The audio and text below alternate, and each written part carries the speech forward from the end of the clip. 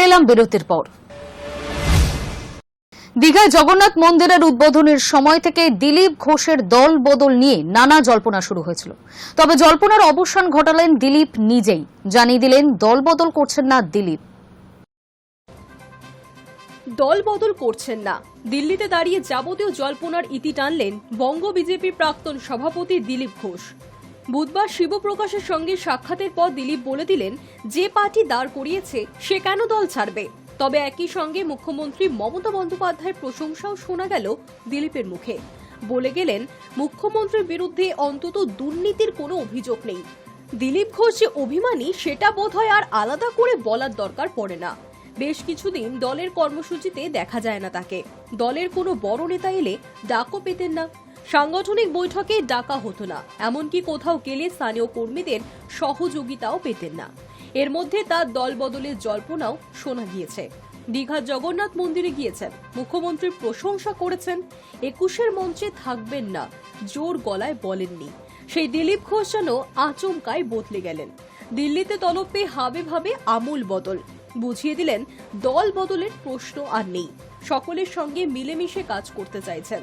অভিমান এখনো আছে, তবে তিনি বিজেপির শৃঙ্খলাবদ্ধ সৈনিক। অন্তত দিল্লিতে শিবপ্রকাশের সঙ্গে দেখা করার পর তেমনটাই জানিয়েছেন দিলীপ ঘোষ। বোঝা গেল অভিমানী দিলীপ দিল্লির পেপটকে খানিকটা চাঙ্গা হয়েছেন।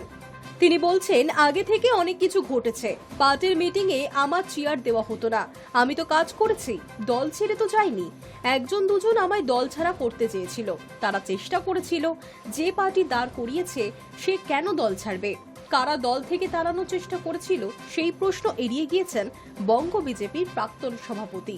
তবে ঘুরিয়ে শুভেন্দু সুকান্ত জুটিকে কটাক্ষ করতে ছাড়েননি দিলীপ ঘোষ। লোকসভায় তাকে মেদিনীপুর থেকে সরিয়ে দুর্গাপুরে পাঠানোর যে সিদ্ধান্ত নেওয়া হয়েছিল সেটা যে ঠিক নয় তাও মনে করিয়ে দিয়েছেন তিনি।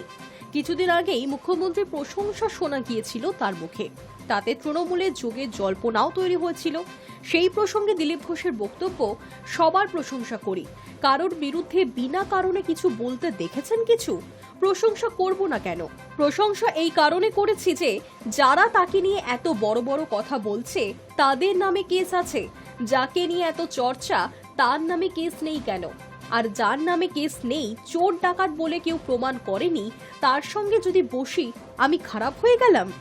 মুখ্যমন্ত্রীর প্রশংসা করায় দলীয় কর্মীরা কি অস্বস্তিতে পড়েছিল? দিলীপের জবাব, কর্মীরা নয়, কিছু লোক অস্বস্তিতে পড়েছিল। সমস্যা হলো, মমতা বন্দ্যোপাধ্যায় আমায় এত গুরুত্ব দিয়েছে কেন? এজন্যই দলের অনেকে অস্বস্তিতে পড়েছিল। তার নিশানা যে বিরোধী দলনেতা শুভেন্দু অধিকারীর দিকে, সেটা বলতে রাজনৈতিক বিশেষজ্ঞ দরকার পড়বে না। Hi News Network. On duty police অফিসারকে প্রকাশ্যে চড় মারার অভিযোগে এসএফআই কলকাতা জেলা সভাপতি বর্ণনা মুখোপাধ্যায়কে তলব করল পুলিশ। 24 ঘন্টার মধ্যে হাজিরার নির্দেশ দেওয়া হয়েছে তাকে। বুধবার রাজ্য তথা দেশ জুড়ে বন্ধ কর্মসূচি পালন করেছে বামেরা। সেখানেই পুলিশি বাধার সম্মুখীন হন ধর্মঘটিরা। বিক্ষিপ্ত অশান্তির ঘটনার মধ্যেই প্রকাশ্যে এসেছে পুলিশকে চড় মারার ছবি। জানা যায়, জোড়াসাঁকো থানার পুলিশ আধিকারিকের গায়ে হাত তোলেন বাম নেত্রী।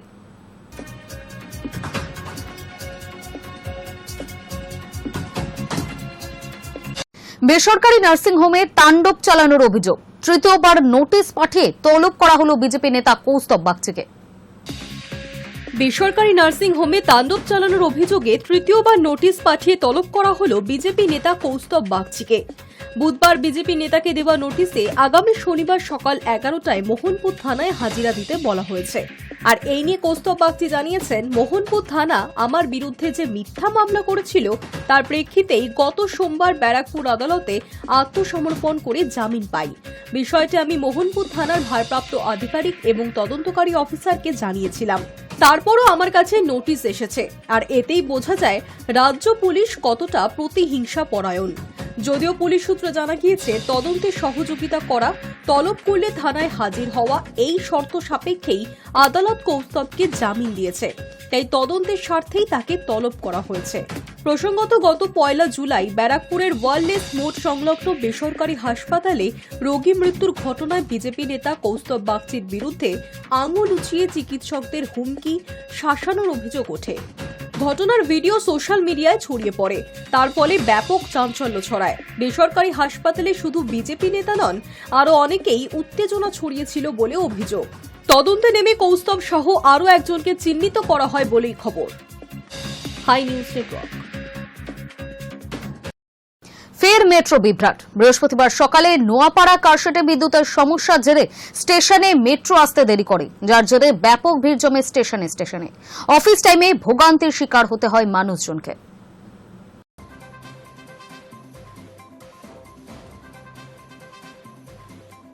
ফের দিনের ব্যস্ত সময় মেট্রো বিভ্রাট। ব্লু লাইনের পরিষেবা আংশিক ব্যাহত। বৃহস্পতিবার সকালে নোয়াপাড়া কারশেডে বিদ্যুতের সমস্যার জেরে বিভিন্ন স্টেশনে মেট্রো আসতে দেরি করে, যার জেরে ব্যাপক ভিড় জমে স্টেশনগুলিতে। যাত্রীদের অভিযোগ, অফিস টাইমে সমস্যায় পড়তে হয় তাদের।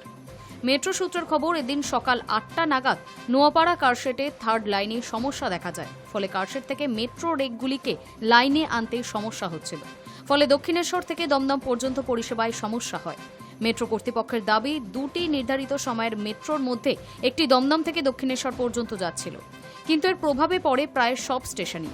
যাত্রীদের অভিযোগ, ব্যস্ত সময় দুটি মেট্রোর মধ্যে অনেকটা সময়ের ব্যবধান থাকছিল। ফলে স্টেশনে ভিড় জমছিল। অত্যাধিক ভিড় হচ্ছিল মেট্রোতেও। তাদের আরও দাবি, প্রায়শই কলকাতা মেট্রোয় এই ধরনের সমস্যা তৈরি হচ্ছে, যার জেরে নিত্যযাত্রীদের সমস্যায় পড়তে হচ্ছে। অত্যাধিক ভিড়ে যাত্রীরা অসুস্থও হয়ে পড়ছেন। প্রসঙ্গত, গত 30 তারিখ সকালেও ব্যাহত হয়েছিল পরিষেবা। চাঁদনীচক ও সেন্ট্রাল স্টেশনের মাঝে লাইনের ওপর জল জমে গিয়েছিল, যার ফলে ময়দান থেকে কবি সুভাষ এবং গিরিশ পার্ক থেকে দক্ষিণেশ্বর পর্যন্ত চলছিল মেট্রো। মাঝের অংশে বন্ধ ছিল মেট্রো পরিষেবা। Hi News network.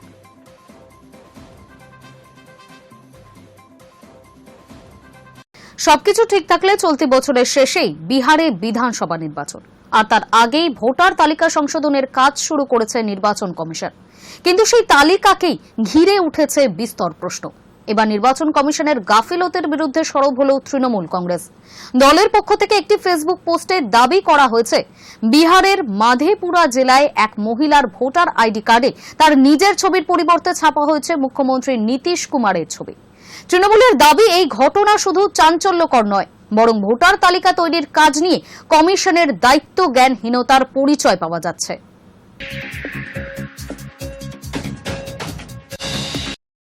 সাত সকালে কেঁপে উঠল রাজধানী শহর। দিল্লির পাশাপাশি নয়ডা, গুড়গাঁও, গাজিয়াবাদ, ফরিদাবাদেও কম্পন অনুভূত হয়। রিক্টার স্কেলে কম্পনের মাত্রা 4.1। ক্ষয়ক্ষতির খবর এখনো মেলেনি।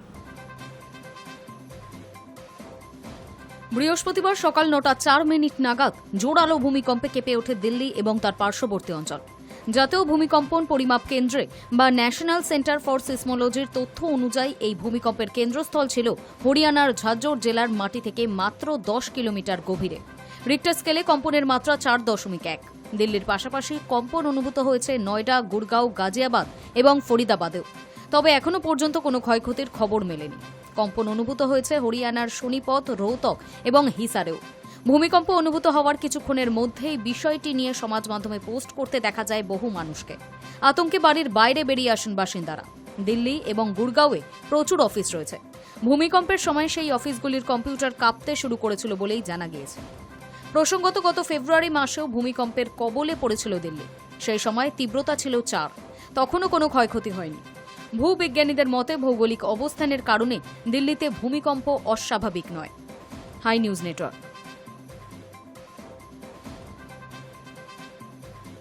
নিউজ টুডে এখনকার মতো এই পর্যন্তই। নজর রাখুন হাই নিউজে। নির্ভীক, নিরপেক্ষ।